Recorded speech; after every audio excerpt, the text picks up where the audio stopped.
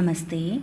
UGC NET Sanskrit Traditional Subjects Code 73 2022 July 1 ഷിഫ്റ്റിൽ ചോദിച്ച ചോദ്യപേപ്പറിൽ നിന്ന് ധർമ്മശാസ്ത്രത്തിൽ നിന്നും വന്ന ചോദ്യങ്ങൾ ഏതൊക്കെയാണെന്ന് നോക്കാം. 5ാമത്തെ യൂണിറ്റാണ് ധർമ്മശാസ്ത്രം. ഇതിൽ നിന്ന് 9 ചോദ്യങ്ങളാണ് ചോദിച്ചിട്ടുള്ളത്. ഈയൊരു യൂണിറ്റിനെ ധർമ്മസ്രോതാംസി ആചാരവിമർശഃ വ്യവഹാരവിമർശഃ പ്രായശ്ചിത്തവിമർശഃ ശ്രാദ്ധവിമർശഃ ഇങ്ങനെ തിരിച്ചിരിക്കുന്നതായിട്ട് കാണാം. അപ്പോൾ ഇതിൽ നിന്ന് ധർമ്മസ്രോതാംസി എന്ന ആദ്യത്തെ ഭാഗത്തിൽ നിന്ന് ചോദിച്ച ചോദ്യങ്ങളാണ്. ധർമ്മശാസ്ത്രേ ധർമ്മസ്രോതാംസി അഭിമതാനി, ധർമ്മലക്ഷണേ അഭിമതം, സമീചീനം മേളനം കുരുത, ധർമ്മരത്നം, സ്മൃതിചന്ദ്രിക, സ്മൃതിരത്നാകരഃ, സ്മൃതിതത്വം. അതുപോലെ രണ്ട് സ്റ്റേറ്റ്മെൻറ്റുകൾ തന്നിട്ട് അതിൽ മീമാംസയിൽ നിന്നും ധർമ്മശാസ്ത്രത്തിൽ നിന്നും മിക്സ് ആക്കിയിട്ടാണ് അവിടെ ചോദിച്ചിട്ടുള്ളത്. പരിസംഖ്യ ത്രിദൂഷണാ ഭവതി, ധർമ്മശാസ്ത്രേ പ്രതിഭൂഹു ത്രിവിധോ ഭവതി ഇങ്ങനെ. അടുത്തത് ശ്രുതിസ്മൃത്യോഹോ വിരോധേ കസ്യ പ്രാബല്യം സ്വീക്രിയതേ. അപ്പോൾ ധർമ്മശാസ്ത്രത്തെ പറ്റിയിട്ട് ധർമ്മസ്രോതസ്സുകൾ ഏതൊക്കെയാണ്, ധർമ്മലക്ഷണം എന്തൊക്കെയാണ് പറയുന്നത്, ഈ ഒരു ശാസ്ത്രത്തിലെ പ്രധാനപ്പെട്ട ഗ്രന്ഥങ്ങൾ ഏതൊക്കെയാണ്, ഗ്രന്ഥകാരന്മാരാരൊക്കെയാണ് എന്നുള്ള സാമാന്യമായിട്ടുള്ള കാര്യങ്ങൾ അറിഞ്ഞിരിക്കണമെന്നതിൽ നിന്ന് നമുക്ക് മനസ്സിലാക്കാം.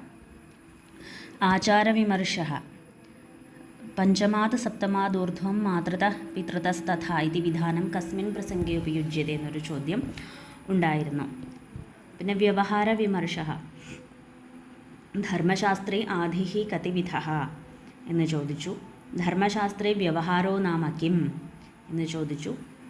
ധർമ്മശാസ്ത്രേ ലിഖിതഭുക്തി സാക്ഷിണശ്ചേതി ത്രിവിധം മാനുഷം പ്രമാണം സ്വീകൃതം, കൃഷിപശുപാല്യേ വാണിജ്യാച വാർത്ത ഇത് സ്വീക്രിയത്തെ. ഇങ്ങനെ സ്റ്റേറ്റ്മെൻറ്റുകൾ 2 തന്നിട്ട് ഇതിലേതാണ് ശരി തെറ്റ് എന്നുള്ളത് തിരിച്ചറിയാനായിട്ട് ചോദിച്ചിട്ടുണ്ട്. അപ്പോൾ ഇങ്ങനെയാണ് പ്രധാനപ്പെട്ട ചോദ്യങ്ങൾ ഇതിൽ നിന്ന് വന്നിട്ടുള്ളത്.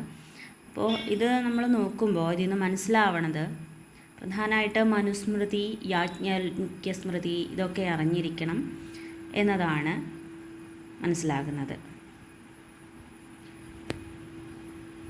അവയിലെ പ്രധാനപ്പെട്ട കാര്യങ്ങൾ എന്താണ്, അതിൻ്റെ സ്ട്രക്ചർ, അതിലെ ഓരോ അധ്യായങ്ങളിലും എന്തൊക്കെയാണ് പറഞ്ഞിരിക്കുന്നത് എന്നിങ്ങനെയുള്ളത്. ഇപ്പോൾ ചിലപ്പോൾ നമുക്ക് നോക്കുമ്പോൾ ഉള്ളിലേക്ക് പോയിട്ടൊക്കെ ചോദിച്ചിട്ടുണ്ട്.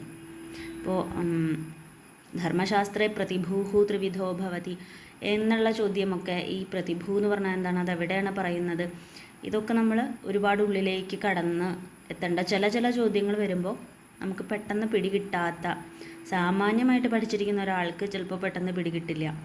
അങ്ങനെയുള്ള അവസ്ഥകളും ഈ ഒരു വിഷയത്തിൽ ഉണ്ടാവാറുണ്ട്. ഇത്രയും പറയാം. നമസ്തേ.